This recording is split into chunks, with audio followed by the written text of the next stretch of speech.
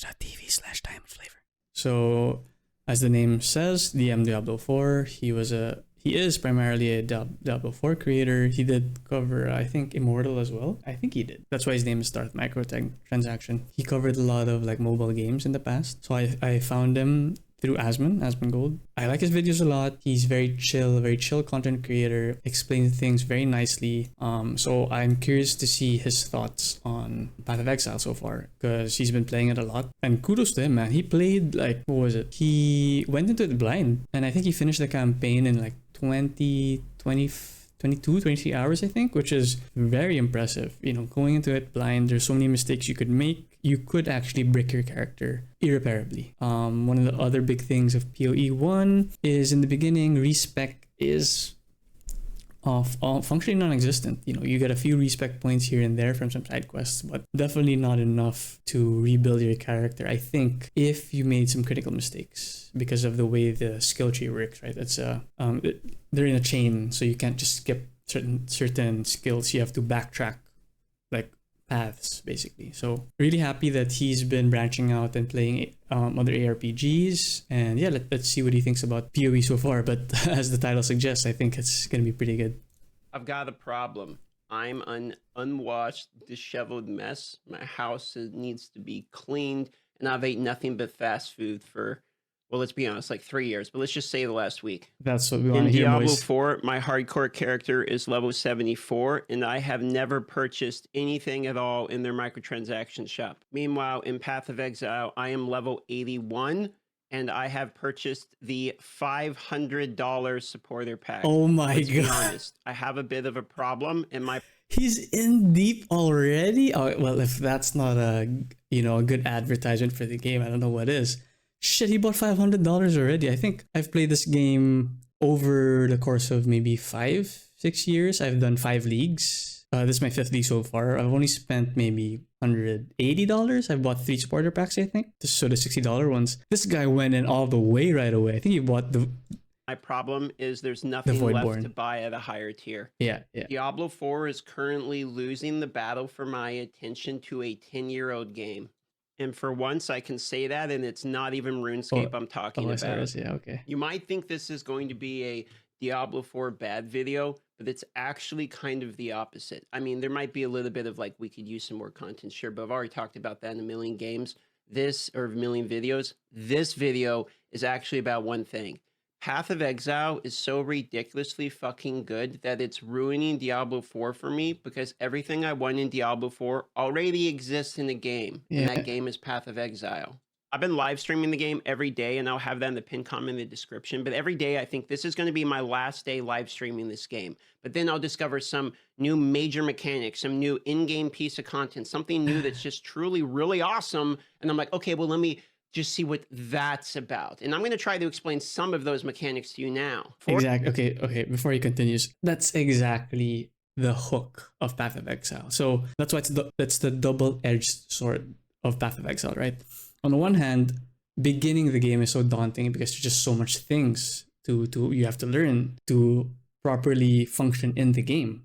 Play the game not even efficiently, just so that you'll survive, you'll have fun, and that you can reach the later stages of the game, right? But on the other hand, that means that every time you play Path of Exile, it almost feels like it's a brand new game every time. And that's what keeps you hooked. That's what keeps you coming back. Especially for me, right? I don't play every league. I like to give space in between leagues.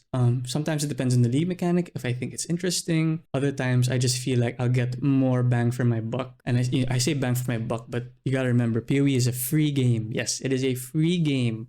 You do not have to pay for any microtransactions. Arguably, you might have to pay for the stash tabs. That's probably the only thing you have to pay for if you feel like you want to invest in the game, quote unquote, invest in the game long term. Or if you just want to support the game, you feel like it's a good product, you want to pay for the product, vote with your wallet, you just have to buy the stash tabs basically. But even without all that, you could play the game 100% free to try it out. The campaign is basically like if you're a new player, 12 to 20 hour demo for you to see if you like the game, right? But going back to his point, you will always find something new to learn something new to play with, whether it's an item, a new skill that you think is interesting, a new build, a new character, a new gameplay system, something always happens where you're like, I want to try that, or shit, that seems interesting, or I want to learn about that. And yeah, that's the trade-off. That's the good trade-off for getting into Path of Exile. And that's why I encourage new players not to be daunted and just take things one at a time, because you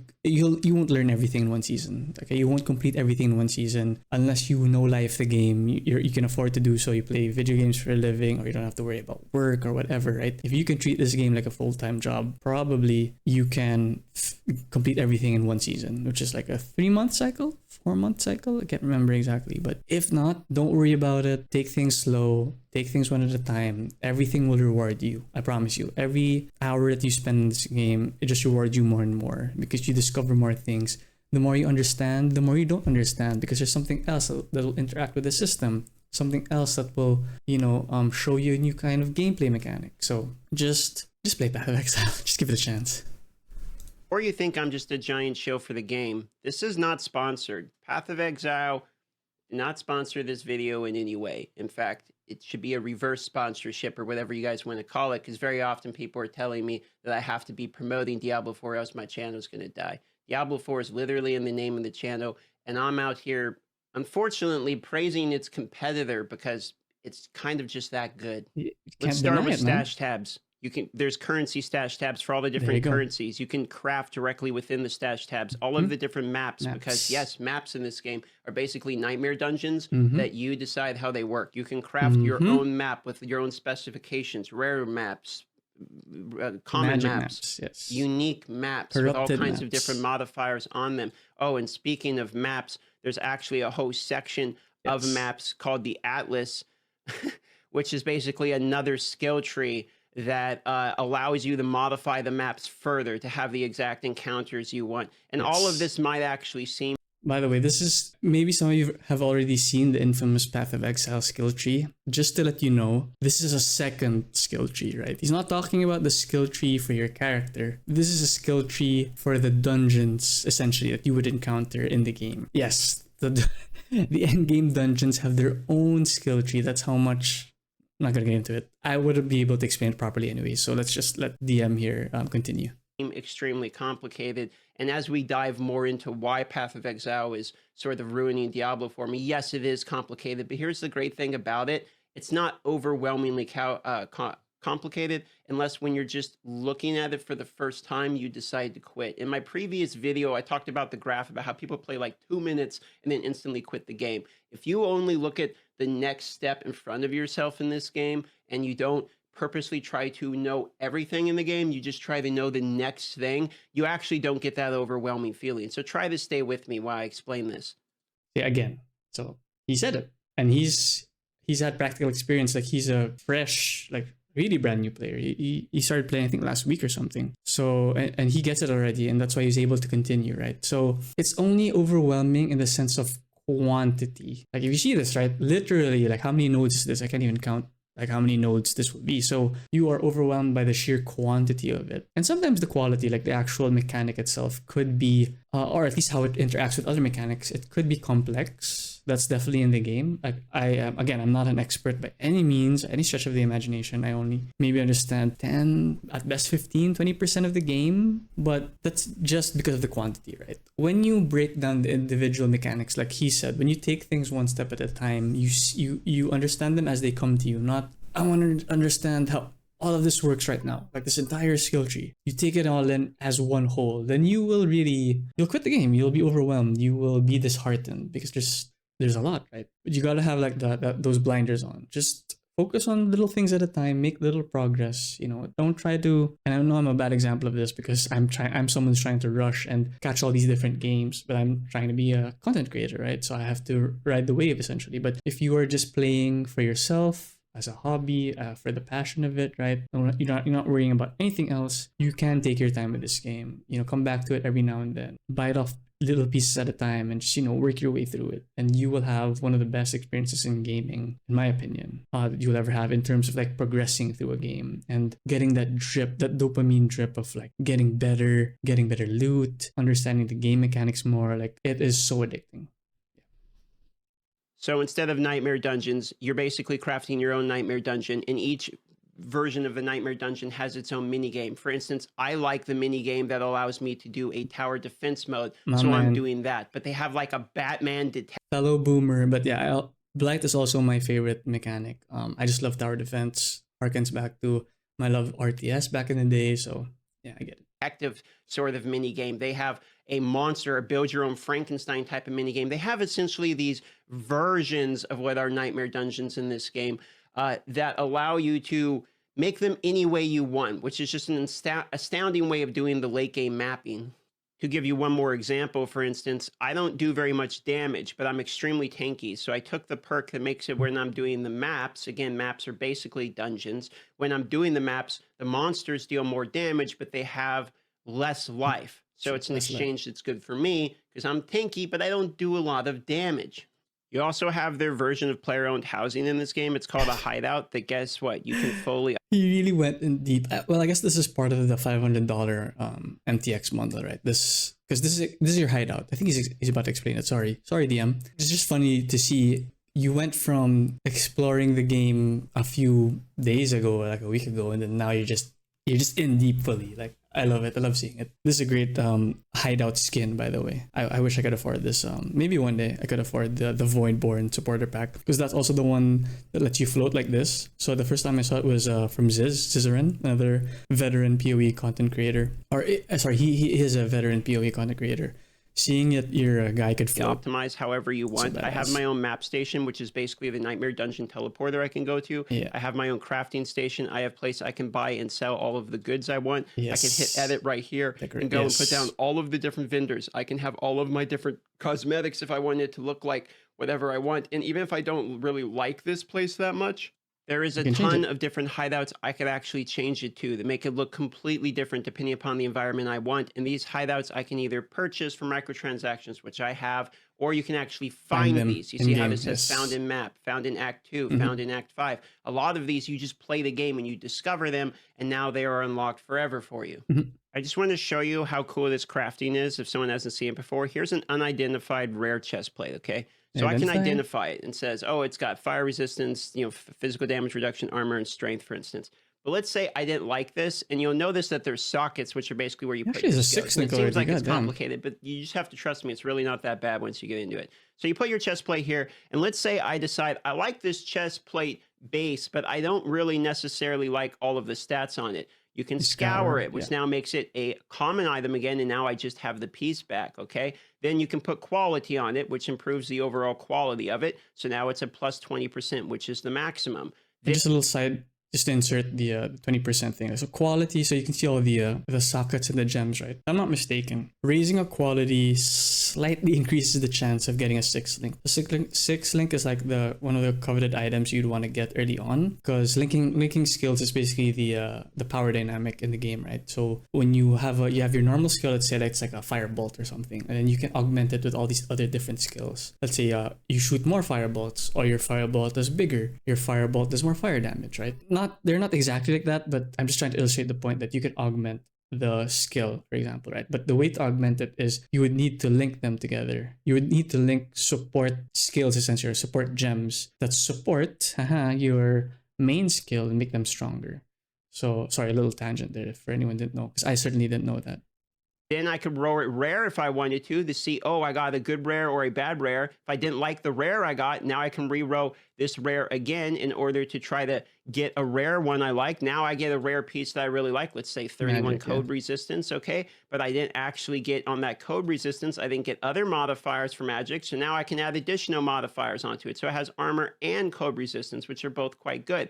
Then let's say, well, now I have a good rare item, but I want to upgrade it to, or a magic item, but I want to upgrade it to rare. So now I can use this, and now it is a actual rare item. It goes from blue to yellow. So let's say I like that, but then I want my own stat on it, so I can take it to the crafting bench, and I can put, you know what? I think I'm going to put maximum life on this guy. So I was... So sorry again, just to give more context to that. So the tiers of items here, I'm gonna try my best to do this, okay? Magic and rare, right? The differentiating factors between them is the number of prefix and suffix that you can have. So So I'm also treating this as kind of like a quiz for myself. Like I'm trying to see if I understand at least some of the basics, right? Okay, so you see here in the beginning when he was doing the magic item crafting. So magic items can only have one prefix, one suffix.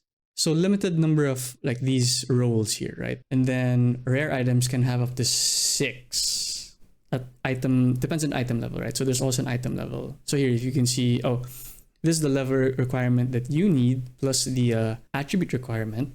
And then I think if you press Alt, the advanced tooltip for items, it will show you the item level. So item levels also play a role in how many prefixes and suffixes you can have. And so the reason why you want item progression in this game is so good, especially with the crafting, right? But once you learn how to craft, it really gives you that customizable feeling that you would get. And also there's a bit of, I'll be honest, a bit of gamba, you know, it's because you have to, you're essentially gambling on what stats will roll on the item, right? So the reason why you want to go get it to rare is because rare can roll essentially 6, right? So I don't remember, resistances are suffixes, so he could have two more types of these. I can't remember what the other suffixes are at the top of my head, but I think increased armor is prefix, so he can roll one more prefix, so you could roll more life, more mana, less stat requirements, although those are fairly useless, right? You want chaos resistance, you want spell suppression. These are like,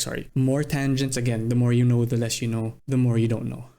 So it's just this never-ending, or not never-ending, but this feeling of progression is you can always progress. You can always make little increments of progression up to the big increments of progression. It's just it keeps you on the treadmill. It keeps you on the loop, basically. Is a actual rare item. It goes from blue to yellow. So let's say I want life on this. And then so crafting. You unlock this in Act 2, I think, when you meet Helena. I think so, right? So this is just another factor where you can perfect your item, your build, your craft. You can this gets into a little bit complicated or more of the end game stuff, right? So apologies if it major tangent, but just again more context to it. You could it's difficult, and this is the gambling mechanic, but you could take out individual, because what he did the orb of scouring, right? It took out everything. It doesn't choose. It just removes all the affixes that you would have, and you have to reroll everything again.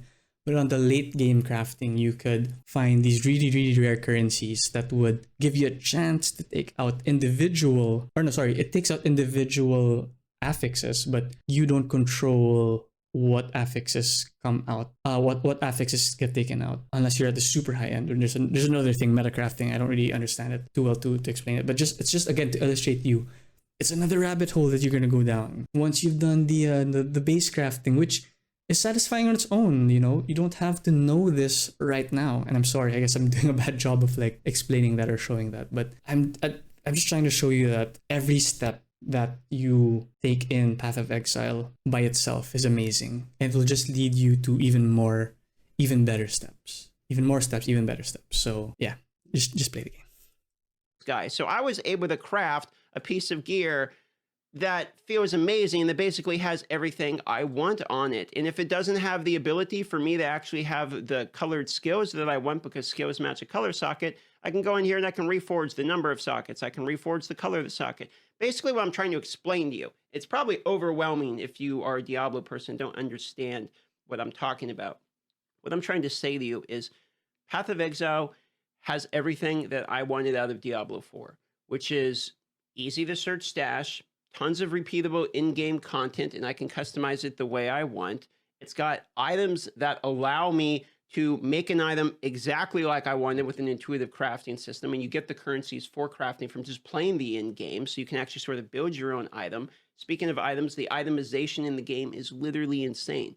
The depth of which you can have things is absolutely nutty in this game. Like if I go and look at this, plus 1% increased attack damage per 450 armor. So I'm just stacking as much armor as I can get on all my pieces and to increase my attack damage. And that just happens to be one of the things that one of the items do. But there's like 1,000 unique items. I think it's actually 850 unique items are in the game. And so there's all kinds of different ways you can build this.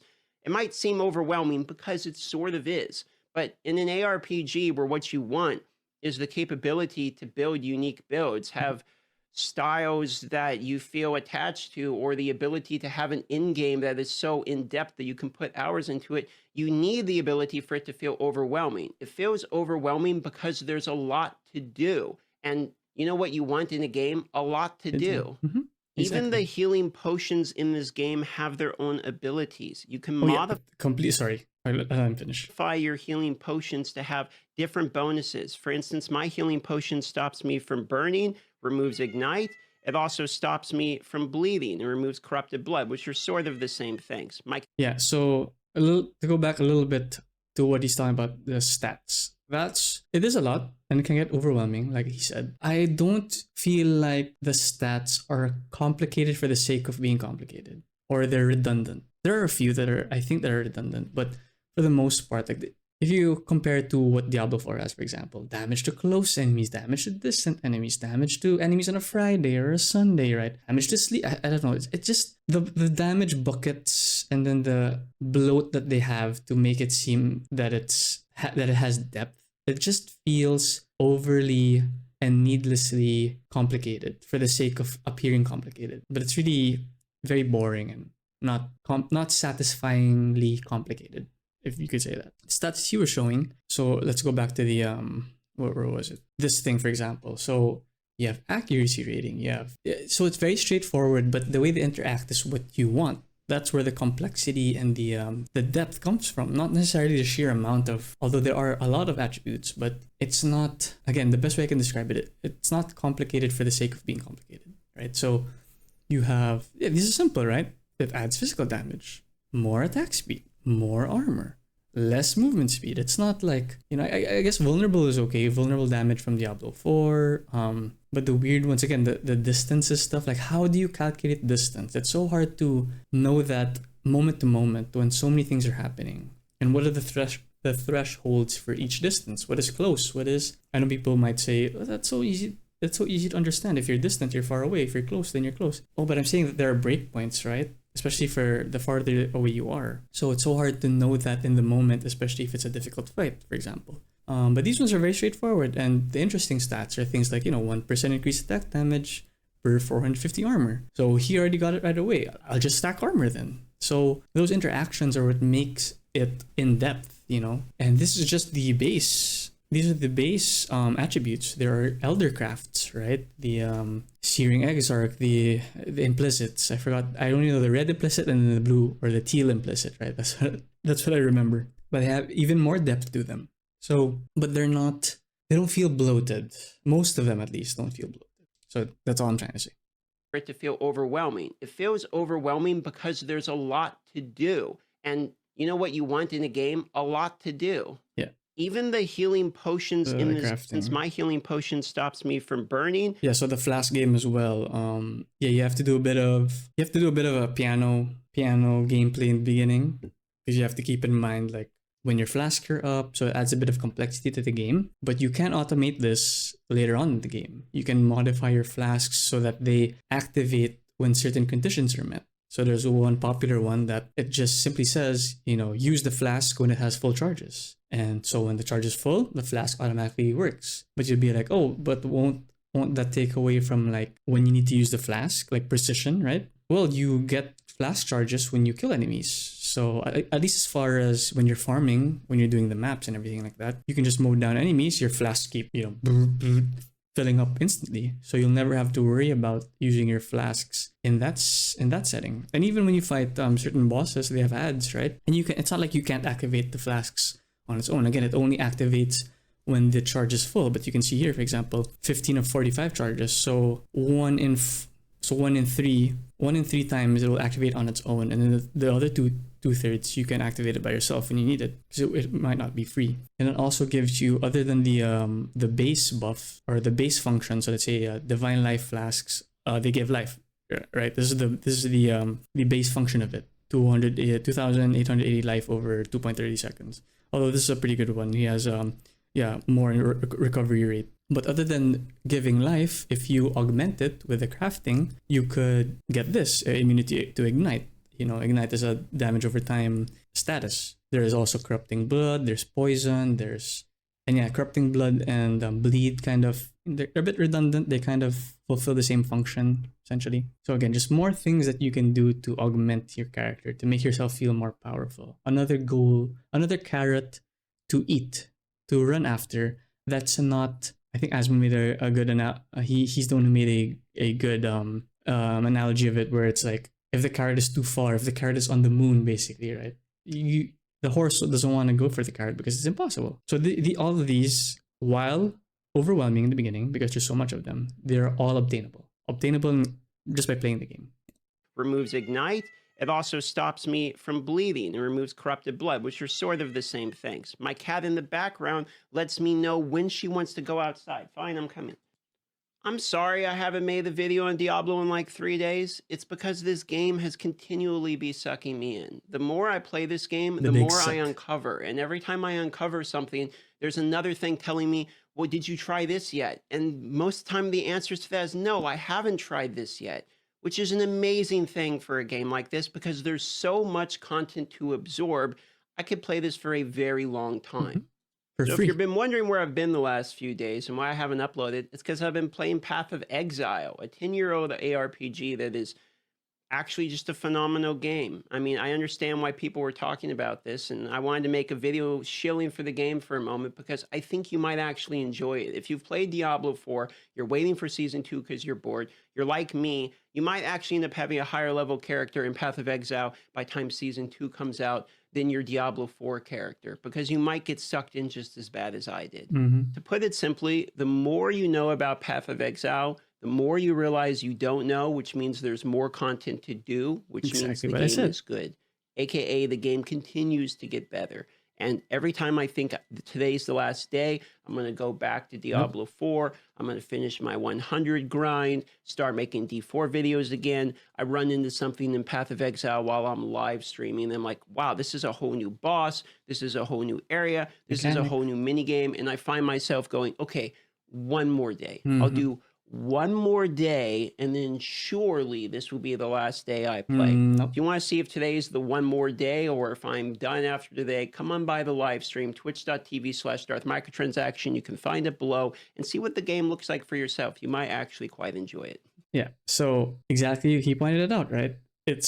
And I will say, even if you did, let's say you experienced every system and every boss in the game, that doesn't necessarily mean that you're done with the experience, right? You could optimize things further. You can find different combinations of systems you want to interact with each other. You could spend one entire league just doing one system. For example, Delve is one thing. I don't know if I can open the game right now, but there's Delve, right? Delve is basically like this endless mine that you just have to keep digging deeper and deeper. And the deeper you get, the better the loot is. The more dangerous it is, but the better the loot will be. Obviously, that's a trade-off, right? You could spend an entire league just focusing on Delve and exploring that endless mine, the different rewards that you could get. Because I think there are league-specific exclusives. You have that with Betrayal. Betrayal is, you have like this, how do I explain Betrayal? What if we just show it? You have like this investigators board of like all these different NPCs that you have to fight. And each NPC gives very specific rewards. So you want to move the board around in a way that will give you the rewards you want, and then you encounter these NPCs as like mini bosses whenever you do the maps that he was talking about, the nightmare dungeons essentially. So it's up to you depending on what you need. I don't memorize everyone, but I think Varici is the one who gives you, if you get him, they also have rankings, right? So the higher the ranking, the better the reward that you will get. So Varici is a guy that, if you remember the sockets have colors depending on the skill type that you want to put in it. So red is for strength, green is for dexterity or agility, and then blue is for intelligence. So you could experience this thing called socket pressure, where you want, like, the armor that you want is not giving you the color of sockets that you need. So you could farm this guy out, Varici. I think it's Varici or Janus. I can't remember exactly. But you can farm him out, and then his reward is he can turn anywhere from 1 to 6 sockets white. So white is agnostic, meaning they don't choose between, they don't care what color your gem is. They will fit any gem. So that gives you even further customization. And then you have Hillock. Hillock, you can put him in transportation or fortification. He will exceed your item quality to 30%. So normally when you as a DM was showing a while ago, you could only manually increase an item's quality up to 20%, but if you use Hillock, you will increase it to 30%, which means that not only is your item better at base, quality affects the chance for you to get the 6 link I was telling you about, the coveted 6 link socket, right? Okay, here. So that coveted 6 link that you want, that's one of your first really big power spikes when you get your first 6 link, because it represents the maximum interaction you can get with your skills. So, but again, we got off tangent a little bit because this is another mechanic in the game, another mini game, as you call it. I call it a league mechanic or a game mechanic, right? You have this, you have Blight. He was talking about Blight, which is the tower defense mechanic. So many things. Again, you could, and I'm talking about this as a new player, right? As a, not a new player, as a beginner player. This is very, very shallow explanations. If you talk to a real pro, a real vet, like watch videos on Zizaran or maybe, I don't know if Kriparian has guides on it, but Steel Mage, fucking Subtract Them, DS Lily. I don't know if DS Lily makes. I don't think she makes like beginner guides, right? But you'll find those resources. Like those veteran PoE players can explain it way better than I can. But the point I'm trying to make is, even as a beginner player, I have already this much to say about Path of Exile, and what more the veteran players who can explain it even better than I can. So I'm really happy. TLDR, I'm very happy that Darth Micro DM is sucked in to Path of Exile, and this isn't a let me link his video real quick here. Yeah, so I'm really happy to see him covering the game. Obviously, like, he's way bigger creator than I am. Obviously, I don't know why I'm not subscribed to him, but yeah, really happy to see him enjoying it. You know, seeing it, the different systems, being exposed to it. And again, this isn't to meme on or to put Diablo 4 down for the sake of putting it down. It's just to show you that they could have learned so many things from Path of Exile. It doesn't have to be, and I don't want Diablo 4 to be as complicated as Path of Exile, but knowing that this game has been out for 10 years, it makes you wonder, why didn't they check the game out? Or why didn't they learn from it to see what they could steal and simplify? Like, who cares if they steal it, man? Every game system is a derivation, is that a word? Is derived from other games that have been out, right? So we all just continually learn from each other. We remix and recut and sample, like in music, right? You sample beats, you sample different things. So this just goes to show you that Diablo 4 it has so much potential. It still has potential. It has time to improve. It has time to get better. And I hope that, you know, someone as big as Darth Micro here shedding the light on a game like Path of Exile just goes to show you that there's many things to learn. Don't be afraid of learning from other games. Like, well, I don't speak for all the games, right? But I just feel like at the end of the day, you probably just want a really great game, right? You don't really care if it comes from this other game or that other game. If it's good, if you remix it enough, if you wrap it up enough into a different skin, it feels different enough. And number one, it's good. It's a good mechanic. It makes the game better. Like, we just play it. That's it. We'll just play it. But yeah, nice to see DM enjoying the game.